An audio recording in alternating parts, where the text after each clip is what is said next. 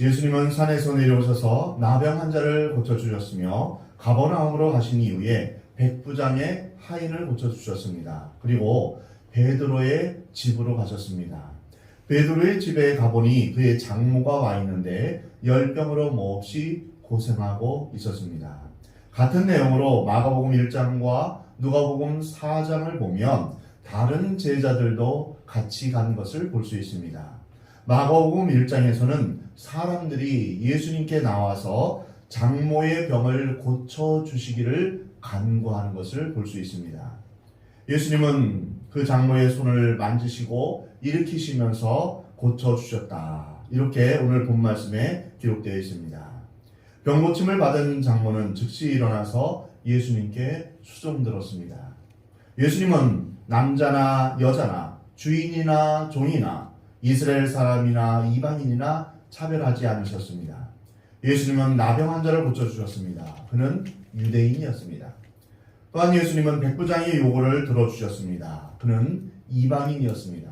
백부장은 주인입니다. 또한 백부장의 종은 하인입니다. 동시에 예수님은 오늘 본문에서 보듯이 여자의 병도 고쳐주셨습니다. 현대의 관점에서 보면 남녀 평등이라는 그 여성의 지위를 생각하면 이 문제가 대수롭지 않게 여길 수 있습니다. 근데 2000년 전 당시의 정치적인, 사회적인, 문화적인 배경을 보면 이 사건은 아주 놀라운 일입니다. 그 당시에는 여성은 인구를 세는데 들어가지 않았습니다. 오병이어의 기적에서도 남자 장정만 5,000명이다. 이렇게 기록되어 있습니다. 여자는 어린아이와 같이 취급되어서 인구수에 들어가지 않았던 것입니다. 인류 역사상 여자를 한 인격으로 하나님의 형상으로 정중하게 대해주신 분은 예수님이 처음이셨습니다. 예수님은 여자와 남자를 동등하게 대해주셨습니다. 그래서인지 예수님 주위에는 여자들이 많이 있었습니다.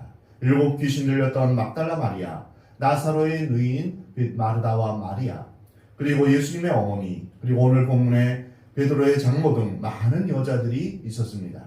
더 나아가 소외당하고 버림받은 수가성의 여인도 있었습니다. 뿐만 아니라 가늠하다 현장에서 붙잡혀 죽을 위기에 있었던 여자를 보호해주시고 구원해 주셨으며 새 길을 열어주셨습니다. 그래서인지 예수님이 십자가에 못 박혀 죽으실 때 거기까지 따라온 것은 남자가 아니라 제자 요한 외에 다른 사람들은 다 여자였습니다. 그리고 예수님의 부활을 처음으로 목격한 사람도 다 여자들이었습니다. 성경을 보면 여자는 남자 이하도 남자 이상도 아닙니다. 하나님께서 남자의 갈비뼈를 취해서 여자를 만드셨습니다. 남자의 발꿈치나 아니면 머리뼈에서 취하지 않으셨습니다. 이것은 바로 남자와 여자는 동등한 것을 의미합니다. 또한 심장을 보호하는 갈비뼈를 취한 것은 바로 여자는 생명의 유업을 함께 받은 그런 연약한 그릇임을 알려주고 있습니다. 그래서 남자는 여자를 학대하거나 비인격적으로 대해서는 안 됩니다. 여자는 남자의 뼈 중에 뼈입니다. 동시에 여자도 남자를 무시하거나 조롱해서는 안 됩니다. 자신의 위치를 잘 지키고 선을 지키는 것이 행복한 가정, 행복한 사회를 이루는 길입니다. 두 번째로 본문에서 발견되는 것은 예수님은 믿음으로 나오는 사람들은 거절하지 않으셨음을 볼 수 있습니다. 성경을 보면 예수님은 믿음으로 나오는 누구의 요구도 거절하지 않았음을 볼 수 있습니다. 예수님 앞에 나온 나병 환자나 베드로의 장모이거나 가깝게 지내는 사람이든 그렇지 않든 이방인이거나 유대인이거나 절대로 거절하지 않으셨습니다. 예수님은 우리가 믿음으로 예수님 앞에 나올 때 언제든 만나주시고 위로해주시고 우리의 문제를 해결해 주십니다. 예수님은 요구하지 않는데 고쳐주신 적은 거의 없습니다. 길을 지나가다가 그냥 아무 소리 없는데 고쳐주시지 않으셨습니다. 반드시 상대방이 먼저 요구를 하였고 그에 대해서 예수님은 그 요구를 들어주셨습니다. 예수님은 한 번도 거절하지 않으셨습니다. 그 누구의 요구도 다 받아주셨습니다. 이것이 바로 은혜입니다. 그러나 그냥 하시지 않으셨습니다. 그 사람이 요청하도록 믿음을 요구하셨습니다. 이것이 믿음과 은혜의 관계입니다. 하나님은 우리에게 풍성한 은혜를 베풀어 주실 준비를 하고 계십니다. 내가 너를 위해서 이만한 선물을 내가 너를 위해 준비했다. 근데 우리는 믿음이 없어서 하나님 그런 선물을 제가 받을 자격이나 있나요?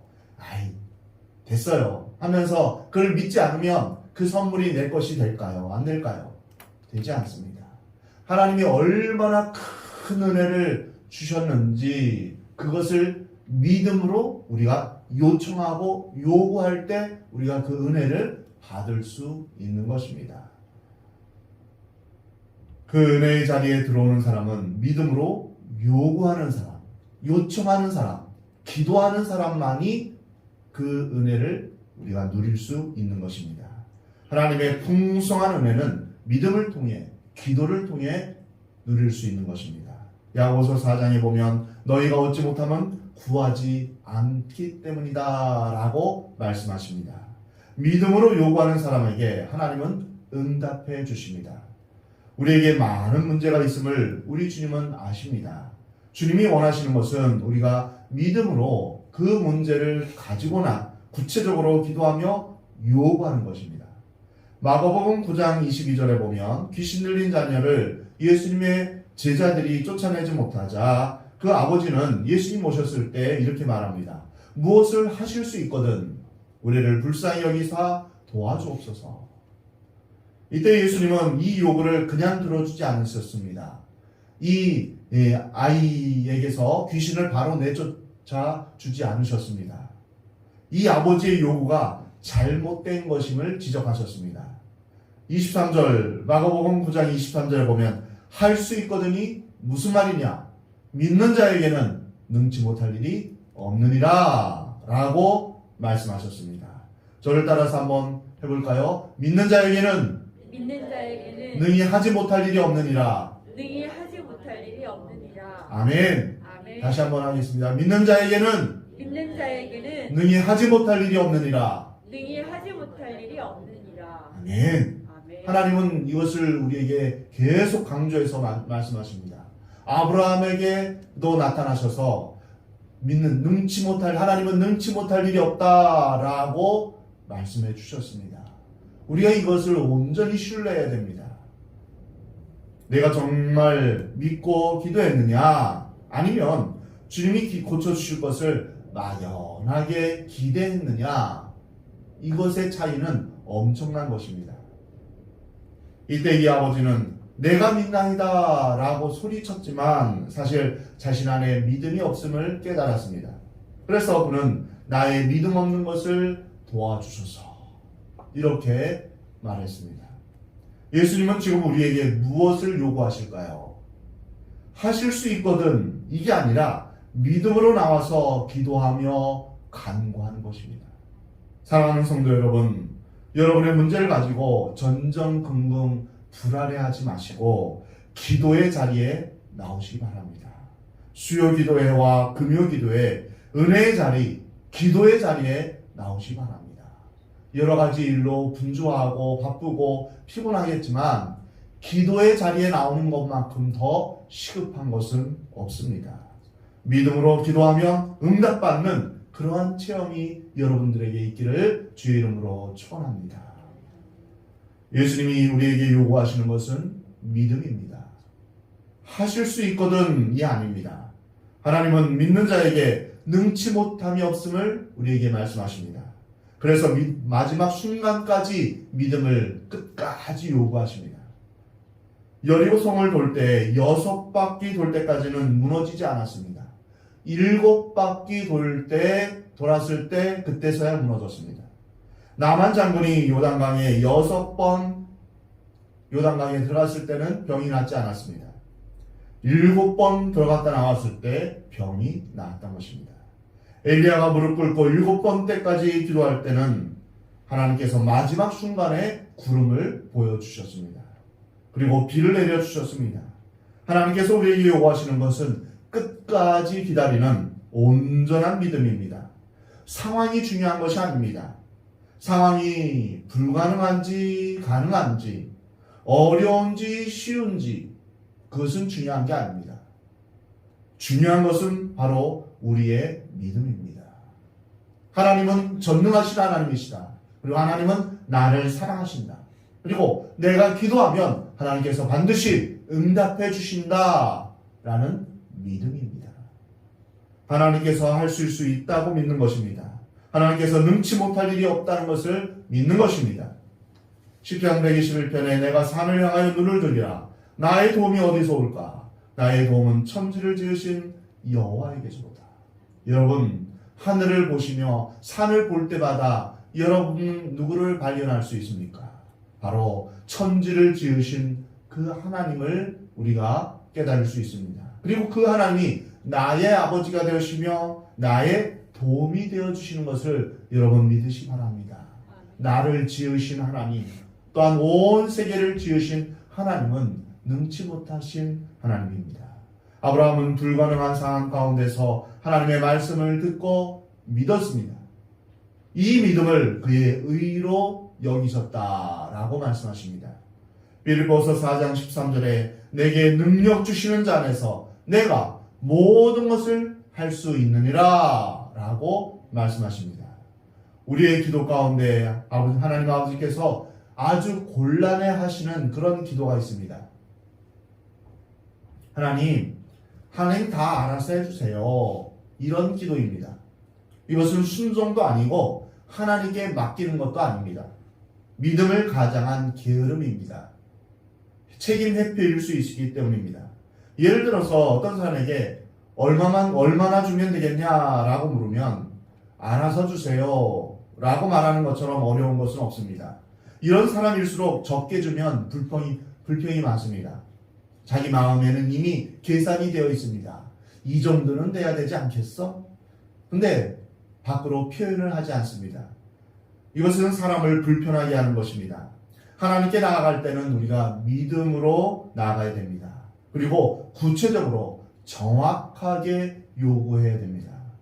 하나님의 은혜는 이와 같이 믿음으로 우리가 받을 수 있습니다. 믿음으로 구하는 자에게 하나님은 큰 은혜를 베풀어 주십니다. 베드로의 장모를 고쳐주신 이 사건에서 세 번째로 생각해야 될 것은 바로 누가복음에 기록되어 있는 말씀입니다.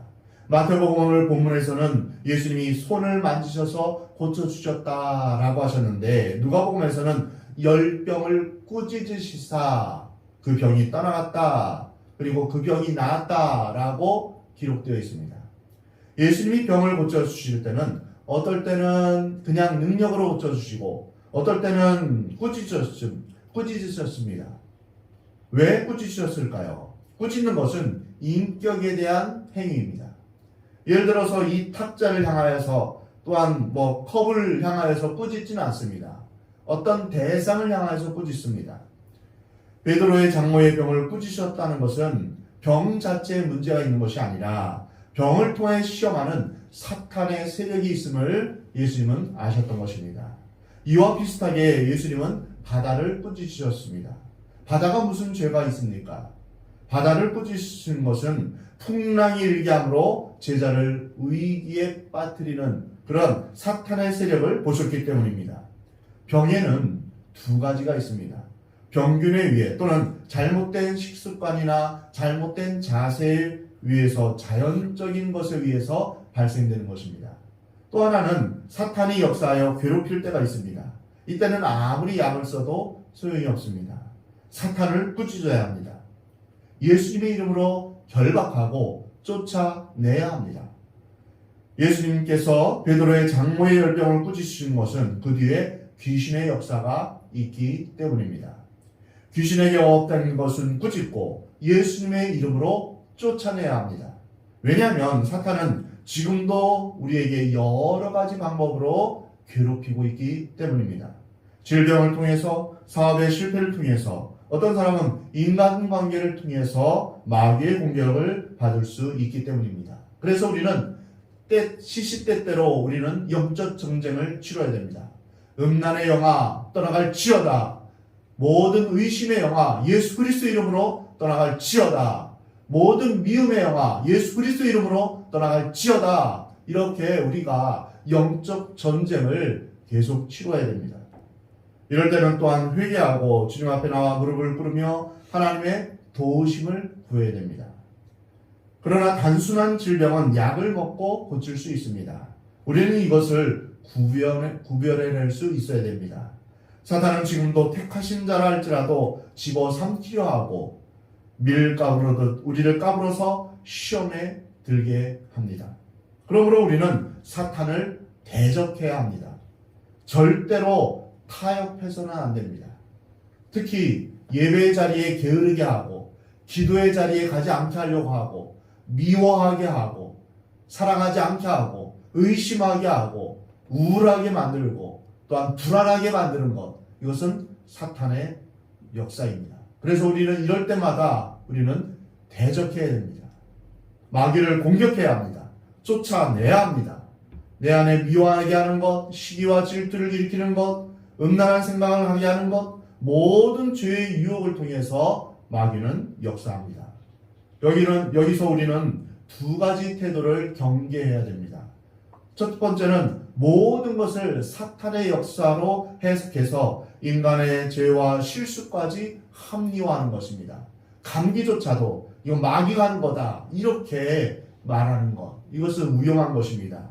별거 아닌 것도 다 귀신 때문에 그렇다는 것은 인간의 책임을 회피하려는 태도입니다. 동시에 두 번째로 사탄의 존재를 근본적으로 부정하는 것입니다. 에이, 사탄이 어디 있어? 현대에서 귀신이 어디 있어? 이렇게 말하는 것은 잘못된 태도입니다. 성경에는 귀신 들린 자를 예수님이 고쳐주신 기록이 얼마나 많이 있는지 모릅니다. 지금 현재도 마귀는 우리를 시험하고 우리를 넘어뜨리려고 하고 있는 것입니다. 영적인 세계에서 사탄은 실제하며 귀신은 존재하고 있음을, 그래서 우리를 넘어뜨리려 하고 있음을 우리는 분명히 인식해야 합니다. 이 두 가지 사실을 우리는 잘 이해해야 합니다. 예수님은 열병을 꾸짖으신 이후에 베드로의 장모의 손을 붙잡아 일으키셨습니다. 열병이 떠나간 것입니다. 사탄의 세력이 떠나간 것입니다. 우리 주님은 치료자이십니다. 주님은 우리에게 기적을 베풀어 주시는 분입니다. 2000년 전만 그런 것이 아니라 지금도 예수님은 우리를 치유하시는 분이십니다. 앞으로도 그렇게 하실 분입니다. 우리 주님은 어제나 오늘이나 영원토록 동일하신 분이십니다. 우리가 분명히 믿어야 할 것은 사도행전의 사건이 오늘날 우리에게도 일어날 수 있다는 것입니다. 성령으로 변화되었던 많은 사람들처럼 오늘날 우리도 변화될 수 있음을 여러분 믿으시 바랍니다. 2000년 전 예수님은 지금도 동일하십니다. 과거에는 했지만 지금은 할 수 없어. 이것은 불신앙입니다. 예수님을 과거의 인물로만 알고 과거에만 능력을 행한 것으로 알고 지금은 나와 상관없다라고 생각하는 것은 예수님을 능력이 없는 허수아비로 만드는 그러한 신앙입니다. 이제 다음 주일은 성령 강림 주일입니다. 성령께서 여러분 마음 가운데 함께 하시기를 여러분 기도하며 준비하시기 바랍니다. 그리고 이번 한 주간은 기도의 자리에 나와서 기도하시기 바랍니다. 새벽 기도든지 낮에든지 저녁이든지 여러분이 시간이 되는 대로 교회에 하루에 한 번이라도 꼭 나와서 성령 충만하시기를 기도하시기 바랍니다. 수요 기도회와 금요 기도회에 나와서 성령을 체험하시기 바랍니다. 기도 외에는 우리의 문제를 해결할 다른 방법이 없습니다. 그래서 성령의 역사하심을 여러분 경험하시기 바랍니다. 믿는 자들이 체험할 것은 바로 성령 충만입니다. 믿음의 눈으로 보면 기적은 새롭게 일어납니다. 상황을 보면서 절망하지 말고 기도의 자리에서 전능하신 하나님을 경험하시기 바랍니다. 오늘 본문에서 생각할 네 번째는 바로 베드로의 장모의 태도입니다. 오늘 본문 15절에 그의 손을 만지시니 열병이 떠나가고 여인이 일어나서 예수께 수종드니라. 이 얼마나 아름다운 광경입니까? 나이를 생각해 보면 이 장모는 최소한 50세에서 60세 사이일 거로 추정됩니다. 고열로 불덩어리가 되어서 아무것도 할 수 없었던 여인이 병고침을 받고 즉시 일어나 예수님을 섬기게 된 것은 죄와 사탄의 세력에 사로잡혀 아무것도 할 수 없었던 탕자가 하나님의 집에 와서 새 사람이 되어 봉사하는 것과 같은 것입니다. 예수님의 발밑에서 수종드는 베드로의 장모를 상상해 보십시오. 고열로 고생해서 땀으로 얼룩졌을 얼굴에는 표현할 수 없는 기쁨과 감격으로 눈물을 흘렸을 것이며 그 마음에는 감사로 가득 찼을 것입니다. 이 열병으로 인하여서 죽을 위기에 처했었는데 다시금 새 생명을 얻고 새로운 능력을 얻게 된 것입니다. 보통은 병을 앓은 이후에 이제 회복되는 기간이 필요합니다. 근데 예수님의 치료를 받은 모든 사람들은 그 자리에서 일어난 것을 볼 수 있습니다. 놀라운 은혜입니다. 38년 된 경자도 즉시 일어나 걸었다는 것은 정말 현대의학으로는 설명할 수 없습니다. 근육이 다 말라붙어서 재활에도 엄청난 시간이 많이 필요할 텐데 예수님의 능력으로 말미암아 그러한 일들이 일어났던 것입니다. 이 여인은 감사로 가득 차면서 그 입술에는 주여 감사합니다. 감사합니다. 이 말이 쉴 새 없이 터져나왔을 것입니다. 여러분에게도 이러한 감격이 있습니까? 여러분 예배 자리에 나올 때 벅차오르는 그런 감격이 있습니까? 혹시 마지못해 습관적으로 나오진 않습니까? 또는 가족의 권유로 부모의 눈치 때문에 나오진 않습니까? 예배 안 나오면 지옥에 갈까봐 하는 두려움 때문에 나오시는 분은 없습니까? 안 오면 싸움이 일어나니까 집안의 화목과 평화를 위해서 교회에 나와주는 분은 혹 없습니까? 우리는 구원의 감격으로 예배하며 봉사하는 것입니다.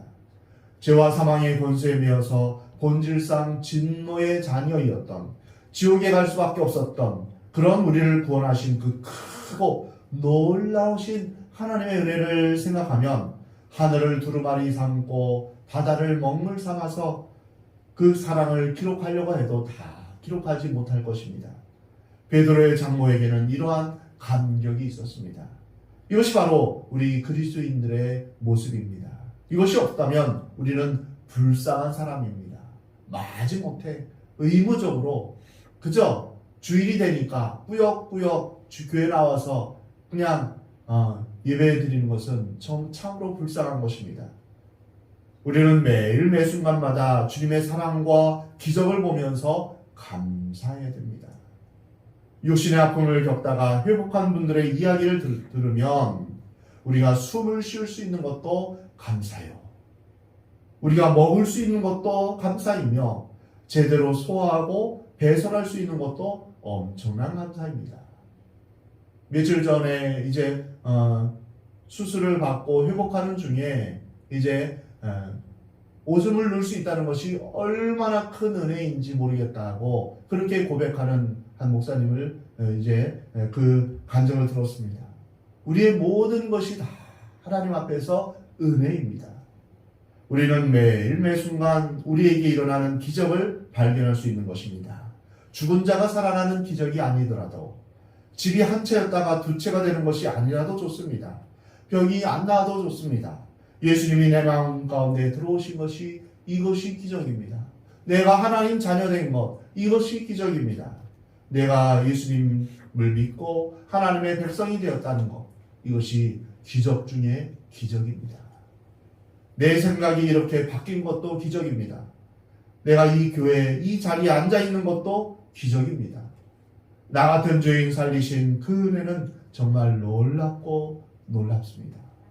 베드로의 장모는 바로 이 기적을 경험한 것입니다. 예수님은 우리에게 기적을 경험하게 해주십니다.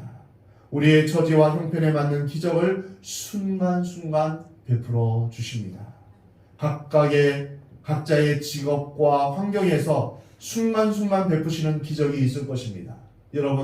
여러분의 삶의 현장 가운데서 어떨 때는 위험을 벗어나게 하시고 또한 이 모든 일들을 하나님께서 일거리를 허락하여 주시고 또한 여러 기도를 응답해 주시는 그런 기적들이 여러분의 삶에서 매 순간 경험됨을 여러분 깨달으시기 바랍니다. 또한 병든 자에게 하나님께서 찾아가 주셔서 일으키시는 그 기적이 여러분 가운데 있기를 주의 이름으로 축원합니다. 마태는 예수님이 병든 자를 고쳐주시는 이러한 기적을 기록하면서 이것을 구약의 사건과 연결시켰습니다. 오늘 본문 17절 말씀입니다.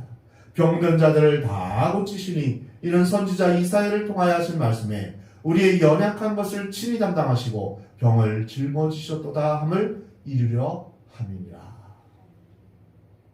이것은 이사야 53장 4절 말씀을 인용한 것으로 예수님께서 우리의 연약한 것을 담당하신다는 것입니다. 사람은 누구나 약합니다. 강해 보이는 사람일수록 사실 외롭고 약합니다. 지식이 많거나 돈이 많다고 해서 환경이 좋다고 해서 강한 것이 아닙니다. 저녁에 아무도 없는 빈방에 홀로 앉아서 자신을 생각해 보십시오. 얼마나 약하고 외롭고 무상한 인간입니까? 사람은 외롭기에 주위에 바벨탑을 쌓습니다. 불안하기에 사람을 끌어모읍니다. 그러나 그 불안과 외로움과 연약함은 막을 길이 없습니다. 사랑하는 성도 여러분, 예수님만이 우리의 연약함을 담당하십니다. 예수님을 모시면 두렵지 않습니다. 외롭지 않습니다. 불안하지 않습니다. 어떤 누가 와도 나를 해칠 수가 없는 것입니다. 주변에 아무도 없어도 예수님만 있으면 우리는 웃을 수 있습니다. 감사할 수 있습니다. 왜냐하면 예수님은 우리의 약한 것을 담당하셨기 때문입니다. 그리고 예수님은 우리의 병을 짊어지시는 분이십니다. 예수님이 채찍에 맞으심으로 우리는 나음을 입었습니다. 예수님의 보혈로 말미암아 우리의 모든 죄를 다 용서해 주셨을 뿐 아니라 우리의 질병도 치유해 주셨음을 여러분 믿으시 바랍니다. 예수님은 단순히 영혼만 구원하시는 분이 아니라 우리의 육신의 병을 고칠 수 있는 분입니다. 교회에는 병 고치는 기적이 계속 이어져야 합니다.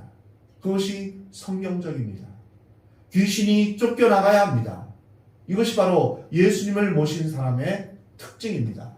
말씀을 믿고 말씀을 의뢰하는 사람은 병이 나가고 귀신이 나갈 수밖에 없는 것입니다.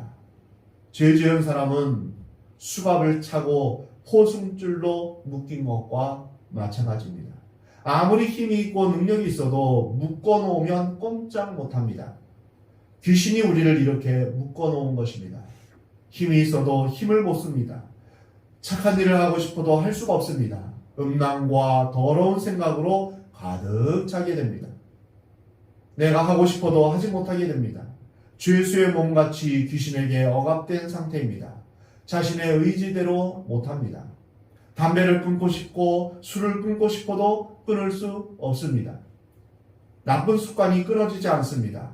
나쁜 습관에 억압된 것보다 더 무서운 것은 나쁜 사상으로 억압된 것입니다. 잘못된 철학이나 사상, 이데올로기에 묶인 사람은 참 불쌍합니다.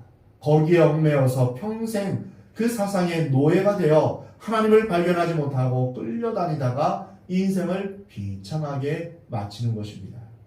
이것이 억압된 사람입니다. 귀신에게 억압된 사람은 하나님의 생각대로 살지 못하고 악한 힘에 의해 살게 되는 것입니다. 귀신에게 억압된 사람은 인격에 파괴가 옵니다.